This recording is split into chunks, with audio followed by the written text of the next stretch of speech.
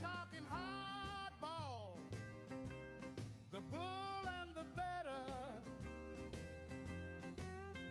Talking hardball, part of betting weekly.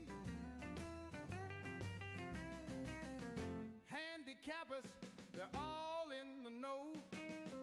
Pick some winners and then we say let's go. So come on, it's time to watch the show. We're talking hardball, Ken Griffey's grotesquely swollen jaw.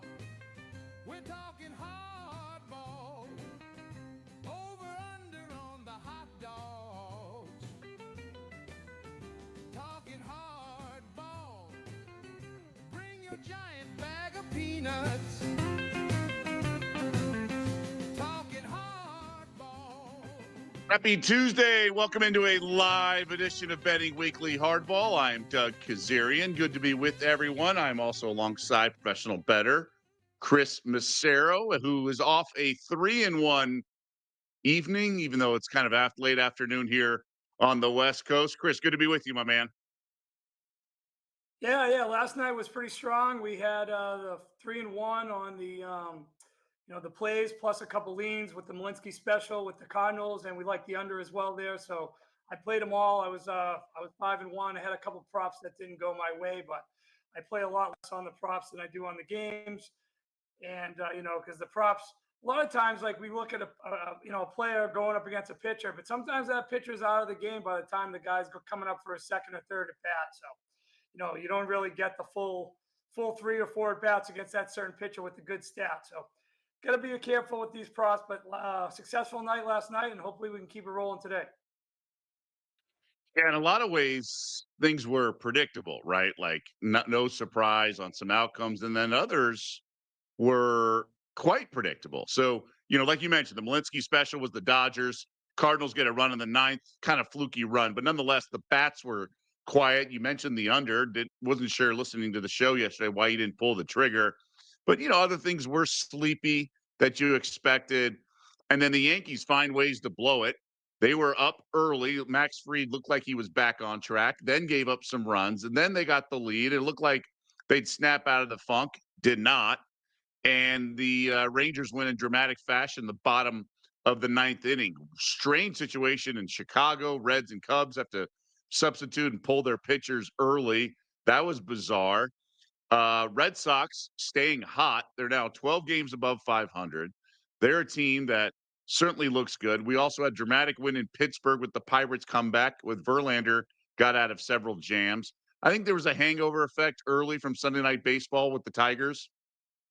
And I made a mental note to myself when there's dramatic, something like that, that first time through the lineup, Tigers were a little flat, had this travel and things like that. And I wonder if the Marlins also had a hangover component to sweeping the Yankees for the first time in franchise history. Anything else stand out to you from yesterday that you maybe filed away in the back of your head and said, hey, maybe next time I might want to consider something along these lines? When you mentioned the hangover effect, the Phillies had a little bit of a hangover effect too. They would trail into the Orioles, and then all of a sudden, things just took off for them. Schwarber maybe an MVP choice right now. He moved the market a little bit with that grand slam. We were sitting on 3-3, and I was like, are we really not going to get this over? And then fireworks, 11-3 final. So that was pretty much a rocking chair winner after that seventh inning. I was really happy with the way Bayo pitched. I know I've touched on him a bunch this year. The guy has just been so solid. He gives you 6 innings every time. He gives you 3 earned runs or less almost every single time. His ERA is below 2.5 the last 3 months of the season. He's a real solid third piece for the Red Sox in a rotation come playoff time. We know what Crochet's given you. Giolito the last 2 months has been one of the best pitchers in the American League. So that stood out again. If you watched the game last night, he really battled in a couple of situations where he had bases loaded, nobody out, got out of it. He had to face Witt a couple times and got out of it. So really impressed with Bayo. A couple things, the Padres, they just left so many missed opportunities. That was our only loser last night with the over. Even in the last at bat, Tatis drove it to the wall with a guy on. I thought it was going to be a home run for the over, but we fell a run short. But they left so many guys on base, so many opportunities this Padres lineup keeps having. It's like they're just going to keep falling short in these games where they got to have them. You know, the Dodgers lost. That could have been a big chance to pick up a game and move a little bit closer in the wild card to the top spot. So, you know, some of the same things that keep happening, you know, the good and the good and the bad and the bad. And, you know, these teams that just can't get that clutch hit this time of year, especially the Yankees, 1 for 27 with men on base and extra innings this year. Just an incredible stat. Futility in the clutch department for the Bombers. Yeah, you really thought they were going to snap out of it early. Got runners on right away, saying, "Okay." They gathered themselves. You know, it's back-to-back road games after that day game in Miami. They said, "Let's get back on track. We got our ace on the bump with Max Free." They were up 3-0, and then they weren't. So, you know, things are just not going well for the Bronx Bombers, and missing Judge obviously for that stretch, and now they get to face Eovaldi, who was so pivotal with the Red Sox for stretches. So it'll be interesting to see how they bounce back. You mentioned Crochet's; he's on the bump. So let's get to it, and just want to remind everyone that if you like what you hear on our show, sign up for the newsletter, get exclusive tips, and the free Insider magazine. Sign up for free at bettingweeklystudios.com. So a lot of good stuff to get through in this interesting baseball card. And we will start in Arlington, Texas, with the aforementioned Yankees visiting the Rangers. Warren on the bump for New York. And I mentioned Evaldi going for the Rangers, who are minus a buck 36 favorites here. And I mean, let's be honest, the biggest elephant in the room, you can't bet on the Yankees right now, can you? No, and I've been saying it for the last week, and we Right. talked on the show on Friday when they were minus 190. I mean, how on earth could you possibly lay any sort of favorite price for the Yankees? Today, they're finally the underdog after 4 straight days of being favored. They've lost 5 in a row on the road. They already have 31 losses on the road this year, which is an incredible stat due to the fact that last year they only had 31 road losses for the entire season, and it's August 5th. So that's a shocking stat. This team is 26 and 31 on the road. And it's not like Garrett Cole's pitching tonight. Will Warren, 1-2 with a 7.2 ERA on the road. Not too excited to be betting the Yankees in any shape or form. And one of the caveats of Judge coming back is the fact that Stan cannot be in the lineup anymore because he cannot put him out in the defensive outfield. It's just he can't play the outfield. So with Judge DHing, you're losing another one of your hitters who had a majestic home run last night. He's just not going to be able to play. So he's going to be a pinch hitter. You know, Judge's defense is a big thing. The rest of the team's defense, I mean, Fried had an error last night. I'm not sure where the stopper is coming from. And we discussed it on the show yesterday. I know Max Fried's the ace of the staff with Cole being injured. But over the last 5 games, his ERA is it's above 6 now after last night. He's not getting anyone out, walking a lot of guys. So this would be Texas or pass. Evaldi hasn't got much run support at home. You know, he's got 8 starts at home, 2-0 with a 1.86 ERA, but only the 2 wins. He's had a huge sample size against the Yankees, 28 for 120 with 5 home runs. Judge has some good stats against him, but if you back out the 2021 season, the COVID year, the half the season, where he went 6-11 with 1 home run, he's only 6-27 with 1 home run the rest of the way, including 0 for 3 this year versus Evaldi. So I would give the edge to Evaldi. It'd be Texas or pass. I might have a little small bet on this game. Like I said, the Yankees have lost 5 in a row on the road. Texas are winners of 7 in a row straight at Arlington. So this is Texas or pass for me. Great home record, 35-20. Got to kind of like the Rangers here. I was going to say it's one thing to say you can't bet the Yanks, but is it time to pull the trigger on the Rangers at minus 136 reasonable? I mean, that sort of range of 130 to 160 always seen, or maybe 130 to 145, it kind of entices bettors. Like, oh, it's only this, but you got to win a high percentage of those games to make it profitable. So you got to be careful with these price tags. But you mentioned, and we should clarify for everyone, Judge is expected, and when he does return, if it is today, it will be in the DH role. You mentioned the MVP mark in the National League with Schwarber, who's now technically the second favorite right now. I bet Rivers. Judge is minus 230 favorite. We've seen some fluctuation. Cal Riley took over the lead there. Your boy Scooble making a move in the market as well. There's a path perhaps for the Tigers stud pitcher. And so now Judge is the betting favorite at minus 230. So that market's come up a little bit. I would look into the Rangers. The problem is their lineup still doesn't always deliver. They had a fluky home run in terms of who it was yesterday. You mentioned one thing I want to tee you up on because I kind of ignore this, but it's a conversation we had really early in the season when Crochet had yet to win at home to at least register a win at Fenway. You said that Evaldi doesn't get good run support at home. Now, Texas lineup is shaky, but how much stock do you put in? Isn't that kind of random unless it's a battery mate with the catcher being only playing when that starter goes? I tend to not put too much stock because it's unrelated when he gets run support or doesn't get run support to when he starts. Well, it's just the same old trendy thing in baseball. Sometimes it's a trend, it's your friend until it's not your friend. But I would say I wouldn't count it too much of a factor tonight, just due to the fact that the Rangers at home have been hitting the ball well. They've won 7 in a row at home, and big emotional win last night, home run. You got to kind of feel like, hey, if they hit some, they got it going a little bit last night. It's not like they're going up against the greatest pitching staff going right now. They're going against Will Warren, who's on average, he's decent at home, terrible on the road, middle of the road ERA, 4.64 for the season. And you're going to, you got Evaldi, one of your best pitchers besides DeGrom, and DeGrom's had back-to-back bad starts. And trust me, if I wanted anyone in the playoffs, it's Evaldi. He's nails in the playoffs. We've seen him done it time and time again with different teams. So I don't have a big bet on this game. I'm going to play it small because I need the Yankees. I like the Yankees to lose anyway. So it's not a huge bet, but I'm going to be on Texas for a little bit. Okay, so for a little bit, just kind of like involve it in some plays and things like that. All right, so let's pivot to those aforementioned Boston Red Sox with Garrett Crochet on the bump. He has been able to win at home and win a lot. He's actually a long shot Cy Young candidate in case Skubal sort of deteriorates. But this guy's been going so strong. 3 total earned runs given up in his last 3 starts, 5 in his last 4 starts. So really solid stuff from the lanky lefty with the Royals at Fenway. Bergert's going for Kansas City, and thus a pretty hefty money line at minus 265 currently at Bet Rivers. And the over-under on the low side at 8, but this Boston lineup starting to hit. Red Sox have been dynamic, the best home record in all of baseball the last 2 months. They've been on a roll. What's stopping you, Chris, I guess, from laying the run line with this Red Sox lineup and Crochet on the bump against a pretty feeble Kansas City lineup? Well, you mentioned it before. They haven't gotten that great run support for Crochet at home. He's 3-3 with a 2.42 ERA. For whatever reason, they just haven't been putting up the runs for him when he pitches at home. And I saw this Berget kid pitch the other night against the Mets. I was at the Padre game. Pitched 4 solid innings.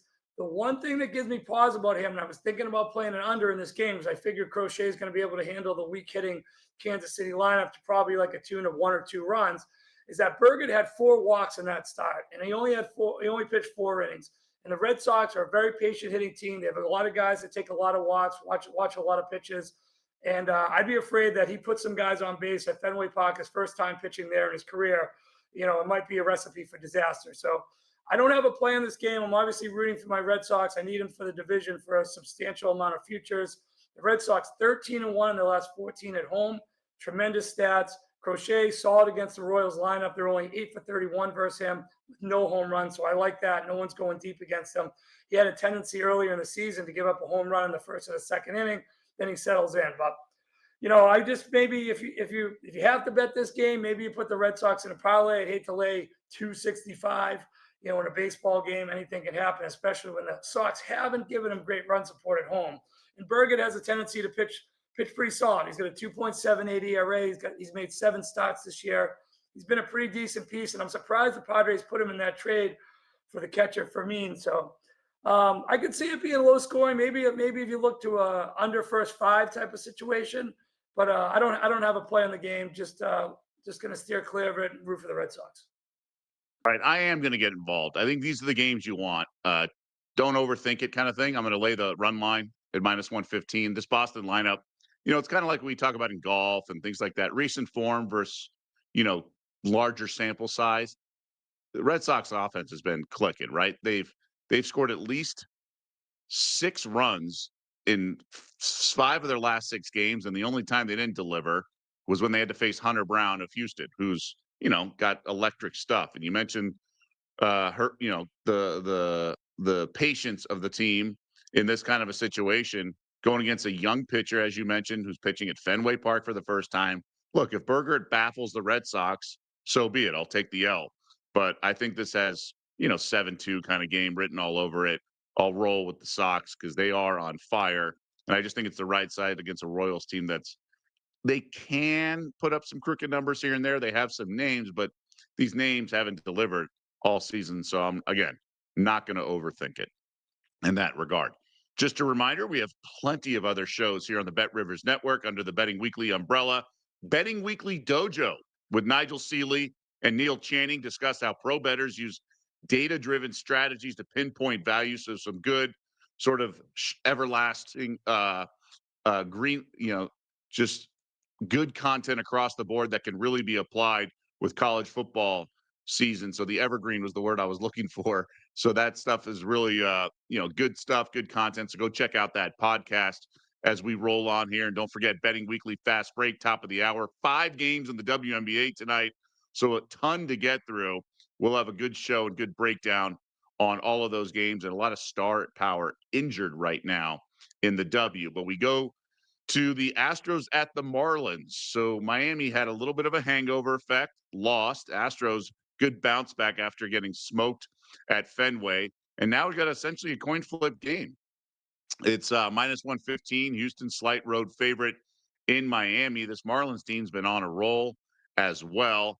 And we don't really know. I mean, have you researched who's pitching here? Because we do know Quantrill's going for Miami, but I don't know who's going for Houston. Yeah, it just still says undecided, so I didn't really do much information on this game. I will like to say that apparently Sandy Alcantara just really wants to live in South Florida. The guy was a total disaster the entire season. He pitches 2 good games right before the trade deadline, so they do not trade him, and then he comes back with just another disaster performance last night. So just wanted to say that I wasn't on the game. I'm glad I wasn't on the game because I couldn't trust him. I didn't know which one was going to show up, and we don't know what the real Sandy is. So we'll have to see moving forward if he can duplicate the previous 2 starts, because everything else around that's been pretty bit dismal. Quantrill is no bargain either. 4-8, 4.79 ERA, 1-3 at home. Opponents batting .289. I would just steer clear of this game until we got a starter, but I feel like, Miami, for as good as they played in this stretch, they're still 6 games back in the wild card. It's going to be pretty much impossible for them to pass all those teams. So I know a few guys with the 25-1 to make it. I don't see it happening. I said on this very program about a month and a half ago when we were looking at some futures, and I just said, darn it, I wish Miami wasn't so far back because I think they're one of the better teams. They could really make some noise, and they have. But to your point, they're still 6 games out of a wild card spot. I looked at the over-under here, 8.5. This lineup could certainly rake at times. The Astros certainly had bounce in their step yesterday and got going, but nothing to get involved. No need. No need. We have some good contributions here, and everyone should get involved in the conversation here in the comments section on the YouTube channel. One Ahe is the last name, I believe. Apologies for butchering it. K. Ort, I believe, is the Astros pitcher tonight. So that could be something to research if you guys are interested. I like what Shane said. We were talking about the Yankees. The Stankies are done. So good pun there. Let's go to Pittsburgh, which had a very dramatic game. And the reason I want to talk about this game is Logan Webb's on the bump. It's a San Francisco team. Really don't know what you're going to get offensively, kind of out of it. But Webb got back on track. And I always love these handicaps. The last time he pitched was against this Pittsburgh lineup. Now, that was at home, where we've clearly established that Webb has much better splits, even over the last 3-4 years, distinctly different splits at home versus the road. But he baffled a weak Pirates lineup, and now he's minus 141 road chalk. But this version of Webb we've seen lately, not exactly dynamic, even at home. So since the All-Star break, it's been shaky, but he did bounce back with a strong effort against this Pirates lineup at home. What do you expect here on the road in Pittsburgh? Well, not only did Webb pitch against the Pirates, but Burrows pitched against the Giants. It's the Burrow. same matchup from last week. It was a low-scoring game, eked out by the Pirates 2-1. I mean, how can you can't play the Giants. You just can't play the Giants. I'm I'm not Is going to that have. because of the price? Because of the I mean, price? how can the Giants possibly be the favorites? Pittsburgh is a solid team at home, 32 and 25. They walked it off last night. They just kept grinding and grinding and grinding away, and they got the job done. I mean, Verlander last night as a favorite was laughable. We mentioned it on the show. There's no way. Pitched okay. He pitched Why did, okay. doesn't matter. You can't. How could you possibly? You can't lay a price against with a guy that he has one win. He's one win in all of his starts. The team has one win in all of his starts. He has no business being the favorite, and the team doesn't score any runs. They just faced them. Pittsburgh had guys all over the bases. They just didn't get the clutch hit until later in the game when they finally did. Pittsburgh deserved to win that game. I would be on Pittsburgh or pass. It's the same matchup, like I said, from last week. And Webb, to your point, on the road, totally different pitcher, 4-6, 3.90. And Burrows, not too bad. 1-2 with a 3.38 at home. Both have pitched well against the opposing team, so not much of a difference there. I might play a tiny little bet on Pittsburgh just because I had a tiny little bet on Pittsburgh last night too, and it was nice that they walked it off. So just these type of games, you want a little action. Why would you ever lay the Giants minus 140? They're under 500 on the road. Webb doesn't pitch well on the road. Pirates have won 2 in a row. Pirates have been halfway decent since the All-Star break, and they had that nice little run before the break too. So they're not the dregs of the league like they were early in the year, and especially at home. 7 games over 500. You can't deny that. That's better than a lot of teams in the league. So it'd be Pirates or pass for me. Maybe a tiny bet on it. Yeah, both lineups are shaky. I mean, Nick Gonzalez bats third for the Pirates, and he's got the highest batting average at 276. And Devers was a disaster. He didn't scoop one in the dirt, misplayed, I think. His first and third sharply hit to him, and he came home for the tag out. Don't you turn 2 at that point to end the inning? Kind of bizarre. He was all over the place. I did see that. I was wondering why he didn't go for first, then to home. But to Devers' credit, he had 2 or 3. I think it was 3 throws that he had to dig out from third base, and he got 2 of them. And then the final one caused the rally where they were able to tie the game. So, I mean, the guys. He led the league in errors at third base for a reason. He's not a good fielder. He's there for the bat. I'm surprised they even keep him in the field at all. But now he's got to dig out throws that it's tough to dig out anyways, no matter how good you are. Goldschmidt had a nice dig out last night, saved the game for the time being. But I don't expect Devers to be. I expect him to dig out maybe 2 out of 3. That's probably a good ratio for him.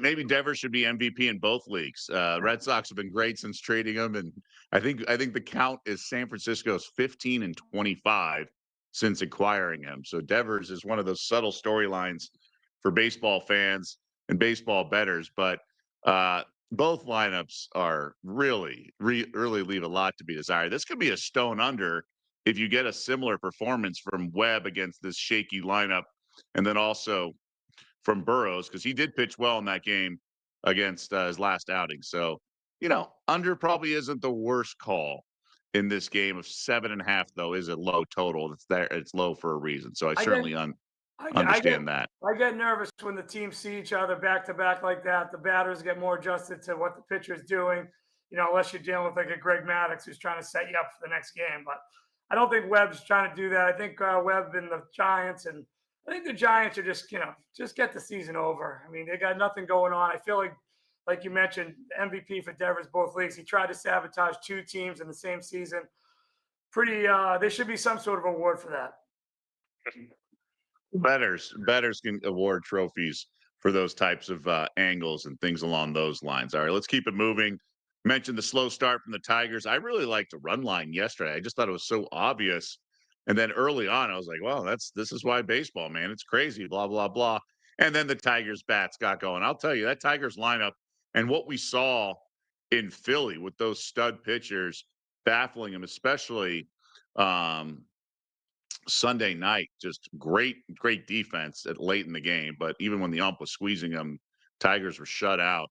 And it was good to see their bats wake up here. Now, Paddock goes as well, and then Matthews going for Minnesota. So an interesting pitching matchup because you have former Minnesota Twin Chris Paddock on the bump for Detroit. So we could see some offense here. Paddock has been one of those guys who's you just want to be a guy who's an auto fade and then he throws well one game here and there. So it's kind of a interesting matchup, but rightfully so. Tigers are $1.39 favorites. I think for me, it's Tigers or pass. I don't think much of this Twinkies lineup at all. I play the Tigers. That'll be my first official play of the day. I think Paddock, as you mentioned, he's not a guy I try to bet on it all the time. But if you do look at it, he pitches pretty decent against weaker teams and weaker lineups. That's pretty obvious to say. You're going to do better against a weaker team, but he really does, and he pitches all right. He pitched well his last time out. He had 6 innings, 3 hits, 1 earned run. So I think against a weak Minnesota team, they pretty much traded away their whole team, just playing out the string. And on his opponent, Zebby Matthews, the Red Sox tattooed this guy last week. 4 1/3, 8 hits, 5 earns, and a home run. So I think, like you mentioned, Detroit's lineup starting to hit a little bit better. They got a great home record, 37-21. Minnesota dreadful on the road, 22-36. I think the price is pretty cheap, and I think the reason it's cheap is because of Paddock. But if you look back, he's pitched bad at Colorado, bad against the Cubs, bad at Cincinnati, bad against Houston. But he pitched good against Arizona, good against Tampa, and a struggling Dodgers team right now. He's pitched good again. So that's his last 7 starts. He's pitched good against the weaker offenses and bad against the teams that can really whack the ball around. So I think against a weak Twins offense, I think this is a cheap price, $139. I like the home field advantage. And I don't like anything about Zebby Matthews, who's only had 7 starts this year. He's 2-3 with a 5.67 ERA, even worse on the road, 1-2 with a 6.63. I expect the Tigers to get a few runs tonight. I think this could be just a similar game like last night, 6-3, 7-2, 5-2 type of game. The Twins have only scored 14 runs in the last 4 games since the trade deadline, 2, 4, 5, and 3. They haven't got double-digit hits once in those 4 games. So this offense isn't doing much, and I think Paddock will be able to limit them enough for the Tigers to get the win. Yeah, this Tigers lineup is delivered, and I thought it was a great broadcast. Benetti was on the call yesterday and saying just, if this is not completely out of the blue, this Detroit last year closed the season strong. So to see all these guys hit, and where are the holes in the lineup? Like McKinstry bats 7th. Yeah, the catcher Dingler, but he went yard yesterday. Baez at 9th. So are they all stars in the lineup? No, but you have Torkelson batting 5th. Remember how red hot he was to start the season. Riley Green in the cleanup spot. I like this lineup. I agree this does look cheap, and the Twins, after giving away so many guys, it's who's left. They are just trying to finish out the season. Now the flip side, I know you guys discussed this. After the trade deadline and these moving parts, all these batters are bringing it. They're trying to get contracts. They're playing hard, things like that. So you can't be too casual because they're not mailing it in with big contracts. And it's quite the opposite side. The problem is they're unproven. So a lot of these guys just may not be big league hitters, and that's the advantage. So I do expect Paddock to bounce back. Are there any ways to get cute here to protect yourself, like a team total or things along those lines, in case Paddock is shaking, gives up a bunch of hits? Yeah, I can see your point there, but I don't want to do it with Minnesota. They're just not an explosive offense. They have Buxton, and that's pretty much it. So I would just hope that Paddock pitches his B game against this lineup. He should be able to limit them to 3 or 4 runs, and the Tigers get 6 or 7 against Zebby Matthews, who's been less than stellar, let's just say. And what kind of name is I need to ask Adam next time he's on. What kind of name is Zebby? Is that a nickname? Did his dog name him? I've never heard that name before. Zebby. His dog name him. I don't know. Baseball, there's always information to glean, right? Vin Scully was legendary for always having a backstory of everything while the game's going on. But all these broadcasters throughout baseball have interesting, and I'm sure if you watch the broadcast, you'll get the backstory of Zebby Matthews and how he was named. But hopefully, for your sake, he doesn't last long enough in the game to get that backstory. First interleague matchup of the card that we will discuss: the Mets hosting the Guardians. Surprise result yesterday. Cleveland hung on. Logan Allen going for the Guardians against Clayton Home for the Mets. This Mets team, Man, just when you think they're going to go on a roll, they blow first place. They're still 13 games above 500. They're a very good home team, but they're a game and a half back of Philly. And, they're just not a seasoned team that takes care of their business when they should. I was on them Friday when you and I last did the show together. Wild game last night. So they did rally to tie the game in the eighth, but they lose in the 10th. And this is a team which just, it's like that meme from forget the TV Succession, where it's you're just not serious people, right? Like they're just not very serious is when you want to look at them as a contender. Yeah, they won 7 in a row, and they were coming to San Diego off the Sunday night game, and then they lost, and they lost again, and then they lost again, and then they lose 2 out of 3 to the Giants, who are supposed to be dead. And you figure Cleveland, they sold the farm and they have no bullpen, and they lost to them. And I had them on Friday and I had them on Sunday. I did not have them last night because I was snake bitten. But tonight I'm going back to the Mets. I'm not sure why. I'm a sucker for punishment, but I like the fact that, here. well, hear me out. Logan Allen has been an interesting pitcher. He's the only major league pitcher who has the same exact ERA at home and the road, 4.06. Just throwing that out there. But his last 3, 18 and 2/3, 23 hits, 9 earned runs, 3 home runs. In the last game, by far, was his most pitches of the season, 113 pitches. I love to fade guys off their top pitching performance, output-wise, that many pitches. It's 9 more pitches than he's thrown all year. It's the only time he's gone over 100. Those are the only 2 times. And that was like 6 starts ago. He's usually in the 80s, 90s. So I think he's overexerted. He's not a good pitcher as it is. The bullpen used all 6 guys the last 2 nights. And I think the Mets batter is going to come out hot tonight. I like Holmes. He's pitched well, 9 and 6, 3.45. Even better at home, 4 and 2, 3.49. Holding the Indians or Guardians batters to 167 average. I know it's a little pricey, 153, but I think the Mets get it together tonight. I like the way they came back. They didn't just, they were down 5-0 early. They could have mailed it in. They fought back. They tied it. Thought they were going to win it. But I think tonight the Mets break out, and I think Allen's going to be a little tired off that 113 pitch effort, and the bullpen's been taxed the last 2 games.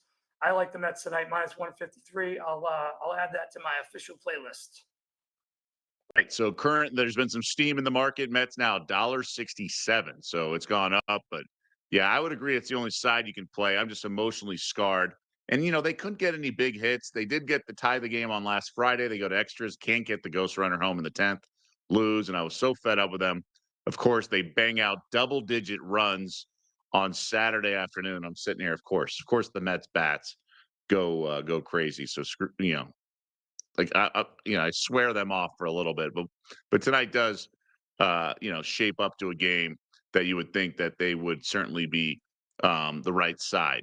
Let's check in on a couple teams that have the best record in all of baseball. We'll start with Milwaukee, who does in fact have the best record in baseball. Brewers in Atlanta. Peralta going for the Brew Crew. Wentz going for the Braves. Slight road chalk. I shouldn't say slight. I guess it's pretty hefty at minus $1.50. And, Brewers, like I said, best record in all of baseball.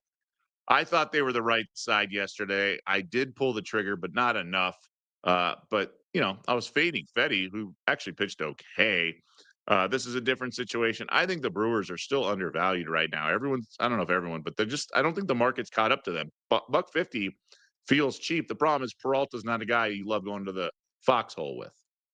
Yeah, I was on a little bit Brewers last night. I'm lucky. I was going to go all in on their team total, like I mentioned on the show. I played it a little bit, and I knew it was because of the rain, and it just seemed like a game, like they were trying to get through the game quick because they knew the rain was coming, and the rain came. And they had guys on a bunch of innings, and none of the guys who had hit Fetty well did anything against Fetty. Yelich was like 600 against him. He went 0 for 4. So there was a bunch of guys that just didn't produce, and Fetty did pitch pretty good. He came out middle inning of I think the 5th or 6th inning, but yeah, he pitched good, and he was mowing them down the first 3 or 4 innings. You'd probably have to play Milwaukee or pass here, but Peralta got lit up last game. 4 innings pitched, 5 hits, 5 runs versus the Cubs, and they're I don't know this.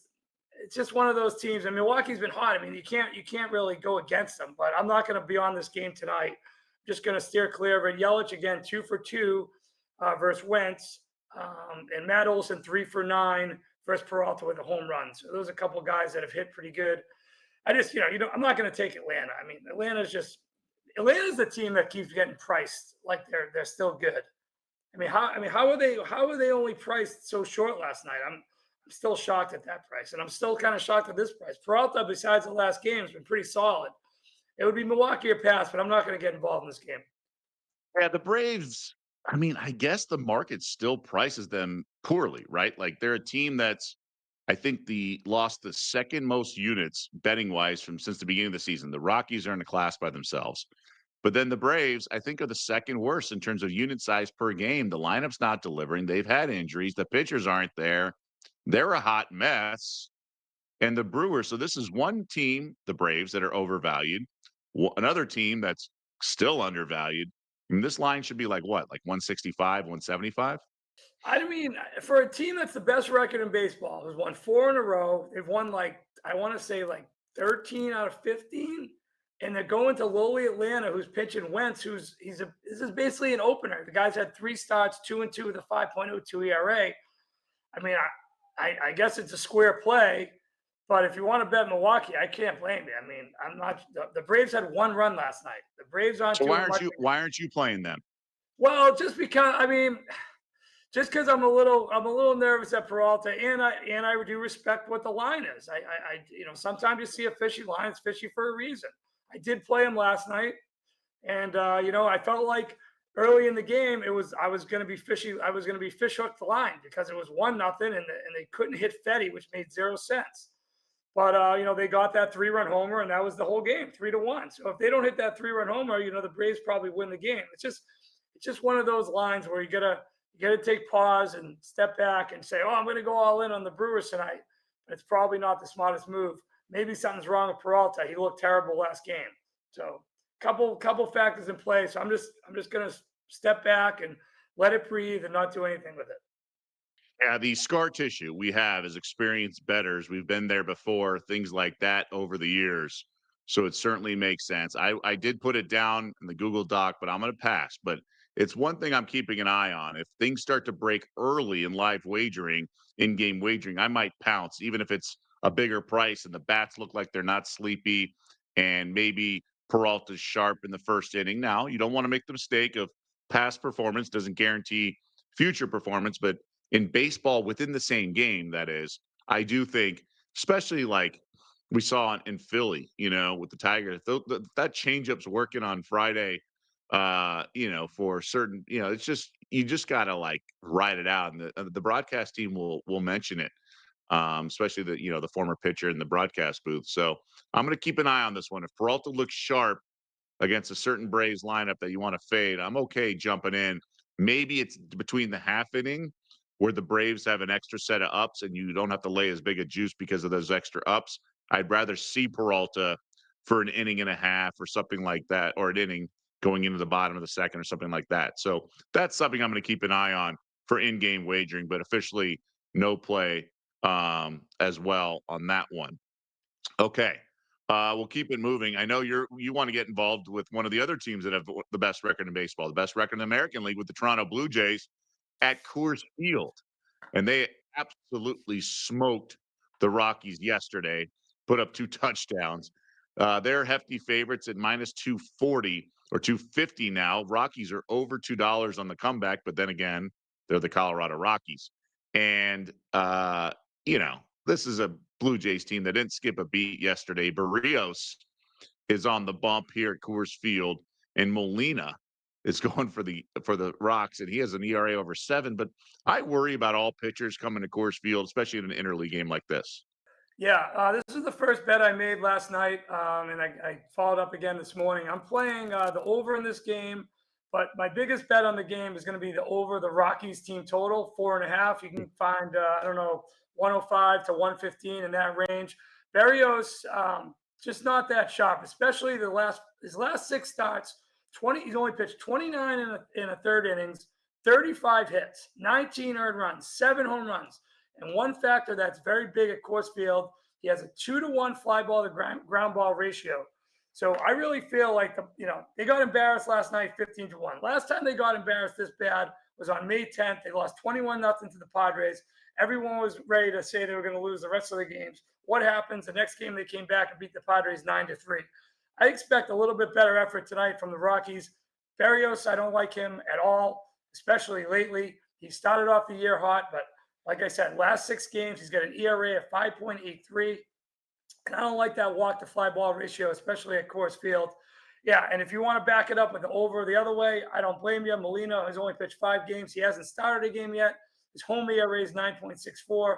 But I really like the cheap price at Colorado. Only have to go over 4.5. And I think they'll get there with Berrios. Berrios has been giving up that anyways at regular parks, let alone Coors Field. So I'm going to be that's going to be my third play there. I'm going over the Rockies 4.5 team total. Okay, a little bounce back spot for the downtrodden Rockies. Minus 105 the juice there, so good juice there. Over 4.5. I can't fault you. I remember in a group text thread that we had around that time, it's like, why do we bet anything? Why don't we just bet against the Rockies every day? I abstained from that game. I think they had lost 7 in a row or 8 in a row at that point. They were like 1-20. It's just the Rockies have got a little bit off the mat now. They're not respectable, but they have shown signs of life over the last month. So they're not an automatic fade. But man, they were for a stretch like that San Diego game. That was pathetic. Along those lines. So good to see you getting involved. That's the beauty of baseball. You can always find value, even with the team that's been as bad as the Rockies have been this year. Let's go back to a game we've alluded to, the Malinsky special from yesterday. Dodgers lose at home.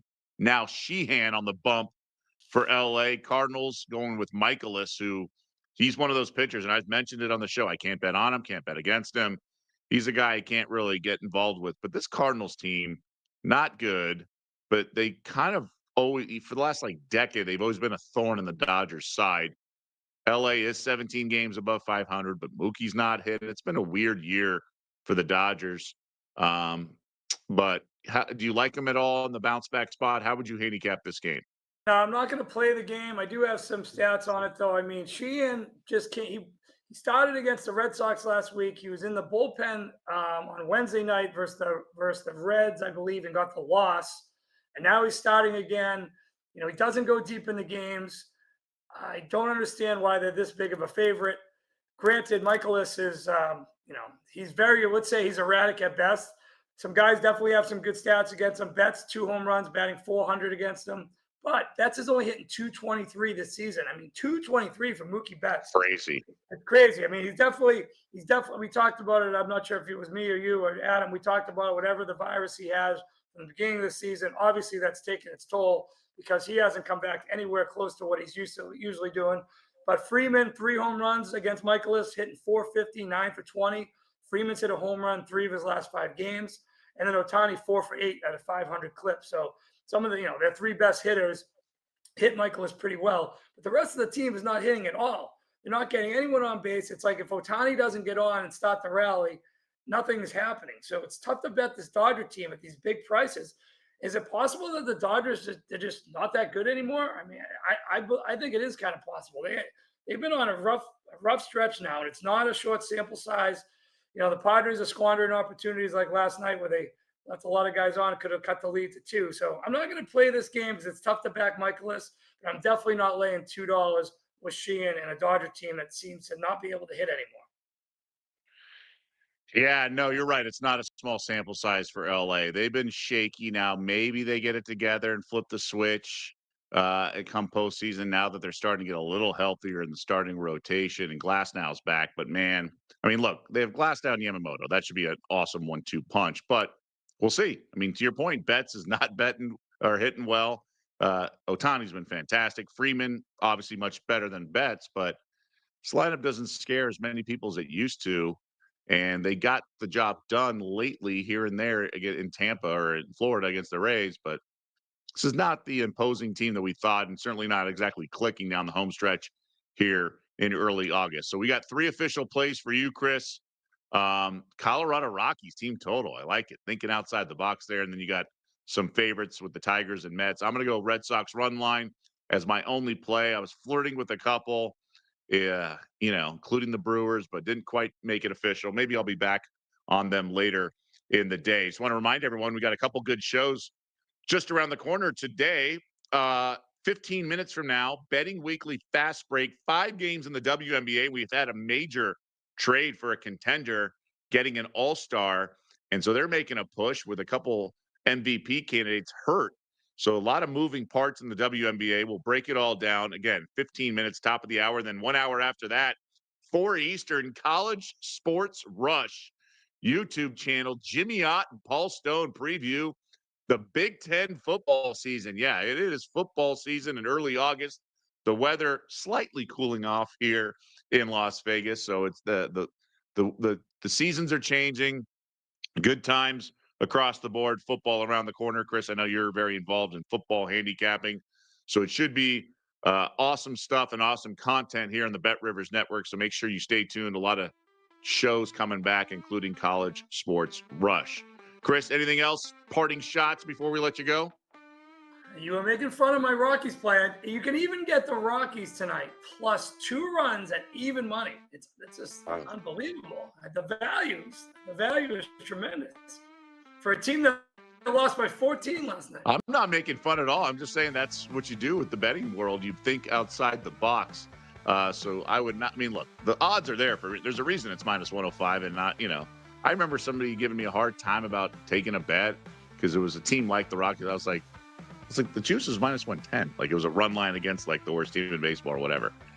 He didn't really understand betting. He just thought I was betting again. I'm like, oh no, I'm laying a run and a half here. So yeah, I would never mock a bet. That's there, and if I want to be so cool to mock it, I'll bet the other side, which I'm not doing. So never one to mock a wager along those lines. So again, top of the hour, Albert and Wynn's going to be in. We're going to be breaking down 5 WNBA games and a big trade involving an all-star that should really help a contender that has actually lost 2 games, and I think it's a great trade for that team, at least in the short term. So we'll break that all down, but appreciate everyone tuning in. Betting Weekly Hardball. We are Monday through Friday, 2 p.m. Eastern, 11 a.m. Pacific, breaking down all the baseball games. And I really like the other shows during the week, Wednesday and Thursday particularly, just because you get a lot of in-game options and things like that. So I'll be back on the show tomorrow with Albert. Chris will be back on the show on Thursday with the Bull. So a lot of good stuff coming up later in the week for Chris and the entire team behind the scenes who does such a wonderful job producing, directing, research, graphics, everything, you name it. I'm Doug Kezirian, and we'll see you back here tomorrow.